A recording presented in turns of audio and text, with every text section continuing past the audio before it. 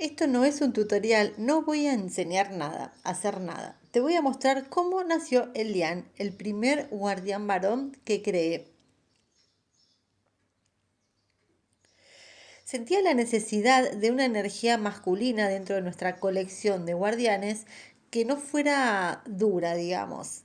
Siempre me atrajeron los elfos, los seres sutiles, los guardianes silenciosos. Y Elian apareció desde ahí, no desde una idea previa. Lo diseñé, lo imprimí y empecé con el proceso creativo. Dejé que me hablara. Empiezo con una capa negra, pero no va a ser para cubrirlo totalmente. Va a ser una capa que deje ver su luz, una capa translúcida. Por eso lo voy a ir aplicando con un poquito de agua para que deje ver. Porque no todo se decide antes. Hay algunas cosas que se revelan en el haciendo, poniendo los materiales en la mesa y dejando literalmente que la pieza te hable, que su intención salga. Aunque no sepas muy bien cuál es el resultado final, hay que confiar en el proceso creativo, en la intuición, en la energía que ya tiene la pieza.